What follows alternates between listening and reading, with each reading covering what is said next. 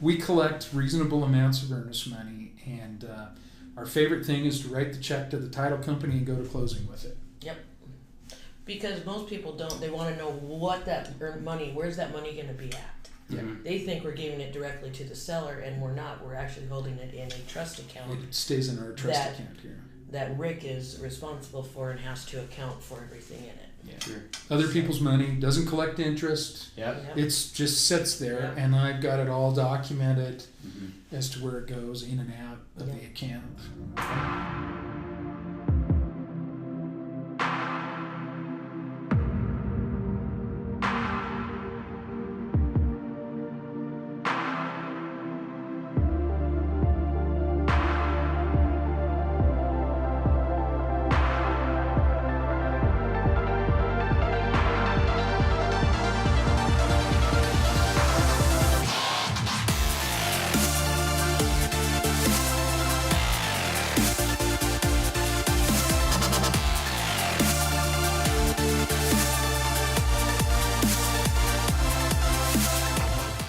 Hi, I'm Kip Thiel with Kip Thiel Construction, Inc. I'm here with Melissa Payton, Rick Brasher of Coldwell Banker, Antlers, Realty in Cody, Wyoming. Today we're here to talk about just the different aspects of buying a home, and using a real estate agent. So, first thing we'll start with is, do you guys feel if it's a good time to buy a home, especially pertaining to our area, because of course that's where we do most of our business, and if you do, why that is? I feel like it's a good time to buy a home. Right now, the housing market is still strong in Cody in terms of that. I think it's a bit of a buyer's market currently. The reason being is we've got some inventory out there to do, and the buyers are doing that. In Cody, typically we don't see prices escalate like on the coast, like California or Oregon or someplace like that, where some of these people that are moving here are coming from. The prices come up.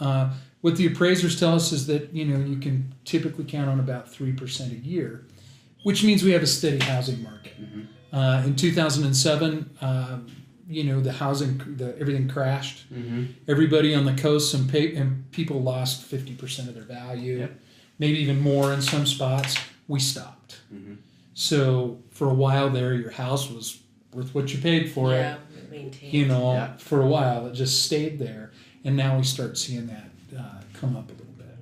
So, I agree with that. It's a good consistent market, and we don't have our economy in Cody. There's really not one driver of anything. It's pretty diversified, in my opinion. We have a lot of, and people live here because they want to. It's not living here because of some high-paying job. I mean, we all want to recruit some high-paying jobs coming in, but there's also a lifestyle with 80% of the county being public land. Still the small town feel. You're going to see your friends and neighbors. It takes us 15 minutes to get from across town. On a busy day. If it takes you 20, we got a traffic jam. So that's how that works. So. Okay. All right. Missy, you got anything to add to that, or you feel? No, we pretty well covered it. Okay. All right. So the other thing I was kind of curious of is, what's the process of, everything from the moment somebody either contacts you on the website or calls you guys all the way to the end, here's your keys at closing. Kind of just walk me through what that whole thing looks like. Okay. Process we use. Yeah, for people that haven't been through it before and just kind of curious what to expect. What I do is when I get a call or when they walk through the door, I sit down with them, get what they need, their needs in real estate, what they're looking for. We start searching on the MLS on my computer, and then we find what they would like to look at. We go look at it. Usually, sometimes they are not pre-qualified. I should have started with that, because we do like to have them pre-qualified first. So if they haven't been to a bank, generally we like to send them to the bank first, so we know exactly where you can afford to buy. So the interesting, if I can interject for a minute, the interesting part about being pre-qualified is a buyer shouldn't think of that in terms of us wanting to do that. What we're really doing there is making sure that they're a qualified buyer at this point in time. One of the biggest disappointments for people is to come in and then figure out, oh wow, I forgot about that debt or that payment, and now I can't look for 6 months.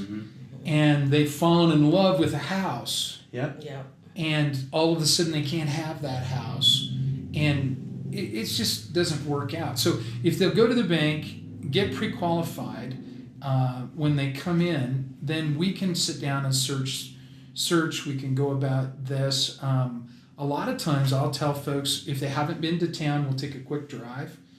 If you come to Cody, there's north of town, west of town, south of town's not much in terms of housing. Yep. On the way to Meeteetse. Grable Highway has some stuff. All of those areas are very different. So the flavor of all of those, so we drive around, we look a little bit. A lot of times I'll tell folks, here's a map of some of the ones you'd like. Take a drive, go have lunch, come back, see you tomorrow, whatever to do. And it's not because I don't want to go with them to do that. It's because when they do that for me, they come back and say, I don't want to live here, I don't want to live here, I don't want to live here. Let's go look over here. Yeah, yep. Well, and the other thing to add on to that, as far as pre-qualified, I know for me on the selling end, because that's generally the end I'm on, that, when we start to see things, people make offers or offers contingent on, I always say, well, are they pre-qualified? Yeah. Because that also lets me know how serious and how far along in the process are we, Yes. Is this going to be something that is truly going to go through and happen? So, Yes. so that I think that's really important from a lot of aspects. Yeah, and it has nothing to do with the. And occasionally I'll get a buyer that'll come in and come back from that and say, hey, the banker said I got to clear this up and this up. I'll call you when I'm ready to go. And they call. Yeah. And we go find something else and do other things. All right. So with that, then, so we're to that part. So then we've located a home. We've made then you guys can go Do through a the next thing contract. would be making an offer on the home. Yep. And then of course, keeping in mind what their needs are. Some people need to close a little farther out. Some people can turn around and do it right away. Then it basically goes a lot into, the bank will take over for a bit if they're doing lending. Not everybody's a borrowing buyer. And then pretty much, unless I've left anything out, then we're in the closing process, right? Yep. Well, you come through after you made the offer. Then the offer goes to, if it goes to the other agent or the listing agent, the seller reviews the offer. It gets negotiated, and then you go through that process. And then after that, there's a lot of behind the scenes work that people don't consider that happens. You have to order title reports. You have to review title reports and make sure. Now, we're not attorneys and we don't practice law. So what we can do is we disclose, they decide. So we say, here's the stuff. And, at any given point in any of these contracts, the buyer and seller, either one, can get legal advice at any time they want. And we encourage that. Yep. If you want to get legal advice, and there's even times when we say, look, this one's out of my deal, you're going to go from there, And so you go through that process. Then the bank contacts the title company. I just did one, sent it off to the buyer. We got the title report. Then the bank sent the information to the title report. Now we get another title report with the bank information that they approve. They update them. Yeah, and you go through that. You might be involved in locating corners or recommending surveyors. You might be involved in, we give out names of home inspectors. The home inspection happens if you're buying a house, and then the home inspection part in the contract's negotiated. So then that comes back and you're renegotiating again, which always has to do with money. No, absolutely. Yeah. It's always about money, Yeah. And then you set up the closing, and then you try to coordinate the closing between the buyer, seller's agent, buyer's agent, Closing company. closing company. And so I tell people it's kind of like herding cats at the end. You try to get everybody to the same spot without biting one another along the way. Yeah. And then you close. And typically what happens with this is people are thrilled to sell because that's what they wanted to do. Yeah. And buyers are thrilled to buy. Yeah. What are some of the advantages to working with a real estate agent over somebody wanting to do it themselves? And of course, we just covered a lot of that, but I think there's probably a few more points we could probably touch on with that. It costs money to use our services. Yep. And of course, we feel like we're worth it. Yeah. To use that. To see, we do the education. We have the experience. I've been doing it for 14 years. you have the experience. You've been through some of these things. One of the biggest things we have is we have the errors and omissions insurance. We have standards and practices that we have to adhere to have the realtor logo and the realtor name. We do continuing education, doing all of this with different things in the industry. Valuation, working through the bank, protection. I've done some contracts with lawyers, bought and sold some lawyers' houses. The very interesting part about that is typically a for sale by owner ends up at a lawyer's office. Correct. to do the contract. A couple of the lawyers that I've been involved with who do some of that said, oh no, we're using your contract. And the contracts that we're allowed to fill out are from the Wyoming Association of Realtors, which you have to be a member of, which we are. And the reason behind that is because our contracts have been to the Wyoming Supreme Court and defended numerous times. Time and time again. So the lawyer says, we're using your stuff. Yeah. Right. Time tested. Yeah, time tested. There's a track record, and they do that. So, people buy and sell things all the time on their own. Sure. And good for them if they can do that. Yeah. We just feel like if they choose to use us, we'll provide a service. We'll work hard for them, and we do earn our money at the end Absolutely, of the day. we do. That's it. We basically take all of their problems and they're our problem. Yep. Yeah. Well, and something else I was going to mention too. I know you guys also are involved with ongoing education with your stuff, right? Mm-hmm. And that gets to be, you guys get a fair amount of time in that to kind of keep up with what's some of that involved, just keeping up with current regulation stuff, or There's some of it that's current regulations, some of it's marketing type things, rules and regulations for social media marketing and all of that. One of my favorite ones that I'm sure gets violated by for sale by owners on a regular basis is the vacant land disclosure. So in Wyoming, if you sell less than 140 acres and it's not in a municipality platted subdivision or does not have a structure on it, you need a vacant land disclosure. And it is the law. It doesn't matter if you're a real estate agent or anybody else. If you don't have this disclosure, you have broken the law. To attempt something like for sale by owner, you definitely have There's a lot to of know research. every There's avenue. a lot of research. There's a lot of laws. There's some fair housing laws. Fair housing's a big complaint, with different things like that. So, even disclosing lead-based paint if it was built prior to 1978. You've got all of that kind of stuff that goes in, and that's a federal law that you violated if you didn't disclose or do that. So there's a lot of things that sellers could do to get themselves in trouble, and they don't realize it. Yep. Yeah. Yep. Yeah. No. There's just a lot to it. A lot of moving parts. Yep. Yep. Okay. The other thing I was kind of curious about is if you guys, everybody's situation is different. Everybody's got their unique thing. But do you guys see like a question you get asked a lot that would be maybe the I guess for lack of but the most one size fits all question and answer that you guys might hear? The one that's been surprising for me lately is earnest money questions. Oh. What does it mean? Why do you have it? Why do you have to have it? Why, you have to show that they are serious about buying this property. And I've had some that absolutely will not do the deal because of earnest money. Yeah. Because they are afraid of losing that earnest money. Sure. So basically what that is, so let's just talk about that. When you do a contract, we're going to say, okay, to buy this house for whatever, X amount of dollars, we want to see X amount of dollars, and sometimes that might be $1,000 or whatever. Yeah, everything's different. Let's just say it's $1,000. Basically, they need to put that $1,000 ahead. It just shows good faith that they're going to go through with this deal.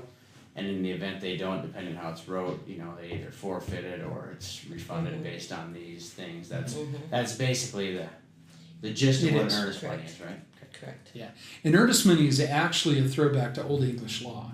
There's a lot of, in all of our law and business practices, there's some of that thrown in that's traditional, so to speak. You don't have to put earnest money down to buy a house.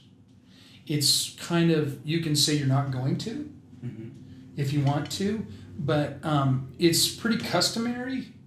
So when you do something like that, you might be jeopardizing your position as a buyer by saying, you know, if there's two offers there and this guy's got $5,000 in earnest money and this guy's got $0, and you're the seller. And if you're working for the seller as their agent, obviously you're going to tell them. Yeah, the seller's agent's going to say, well, let's take this $5,000 and tie this up. This guy seems more serious. Yeah. So there's some of that. Earnest money is, I have at our office, because of me, I think, I have a strange, sort of, not a strange thing, but I'm just saying a different opinion on earnest money. Earnest money is very hard to keep. Okay. And the buyer has to forfeit it. Or the court tells you to forfeit it, or you go to a legal battle to forfeit it. Okay? Very seldom, you know, that's one thing that sellers don't understand. Well, if he doesn't go through with this, I get to keep his money. No. Because if he doesn't go through with it, maybe it was because of a bank loan or a contingency in the contract. Yep. And if the contingency isn't met, then the earnest money, everybody has to agree what to do with it. So if the seller says, I'm going to keep it, the buyer has to say, okay. Well, buyers don't do that. No, they don't. You know, I mean, it's happened to me 3 or 4 times in 14 years where that's happened. And there were circumstances that dictated it. So the people had gone through this, tied up this guy's house, for instance, and at the final hour just said, look, we're not going to do it. We're not going to buy it. All the contingencies have been met. I'm not coming to closing. The seller can keep the $5,000. I'm sorry for the trouble. Signed off, check goes to the seller, done. Typically what happens is the people don't get the loan, they don't get the inspections don't get resolved, they won't do it, so there's no the deal's on the rocks, and they say, look, I want out of the deal, I want my earnest money back. So at that point, typically what happens is the seller's usually a little angry or a little put out by the whole thing, which I can understand. But the reality is if they want to keep the earnest money and hire an attorney and fight about it, they only have one house to sell. Yeah. So now their house is off the market. Yep. Until that particular thing is resolved. And that could take 2 years. Could take, yeah. Oh yeah. So what the sellers do is say, I don't want my house off the market, and typically what people say is, let's just go sell it to somebody else. Not worth it. Yeah, not worth it. Sign it over. Give them their $500,000 back. So a lot of farm and ranch brokers, for instance, they're used to getting $50,000 in earnest money. So some of those bigger properties, you get that. Sure. You know, you get a $5 million deal. The earnest money might be $100,000. Sure. It's all relative. It is. The bigger the number, the more likely to fight. Yeah. If it goes south, right? So the bigger the number, the more likely to fight. Yeah. So I don't like the big number. Yeah. I mean, I go to the schools and go to education. You've got to get so much earnest money, the instructor says, and I don't. Okay, but the deal's either going to make it or it's not. Yeah. With the at the end of the day. So, but if the bigger the number, the more likely to fight, and then if you're in the fight, like I said, they're not selling their house. People make a decision to sell their house. They're ready to move. It doesn't process with me. So we collect reasonable amounts of earnest money, and our favorite thing is to write the check to the title company and go to closing with it. Yep. Because most people don't. They want to know where's that money going to be at.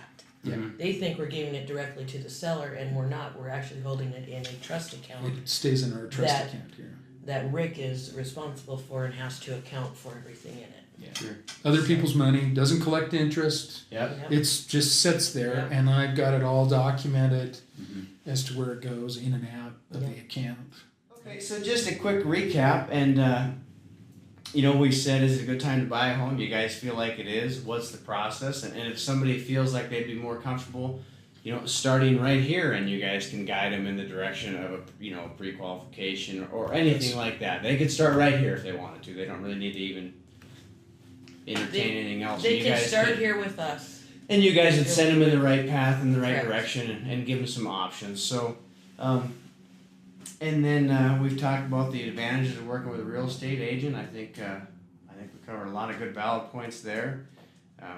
We also people have the option of doing it on their own, but definitely there's a lot of due diligence to do.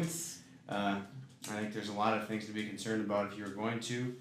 The other thing is, if somebody wanted to get a hold of you guys, what would be the best way to do that? We can, we'll have your information here on the bottom of the screen. Telephone, email, text, whatever they're comfortable with. Whatever they're comfortable with. Our main office line, the 587-5533. So, but that's it. You can call the office line where there's somebody here 8 to 5, 5 days a week. Weekends are by appointment. We don't have anybody typically here on Saturday. Although you can find a number of us here on Saturday, driving by Sunday, sometime like that. Emails, antlersrealty@tctwest.net. And then we all have our own numbers. We all have cell numbers and different emails and things like that. The best way to get in touch with one of us or another agent in our office would be to call the main line and ask to speak with one of us. Okay, all right, perfect. Well, unless you guys got anything you want to add to it, I think we pretty much covered what. Yeah, thank you guys for your time. Yes, thank you. Thank you guys. Thank you.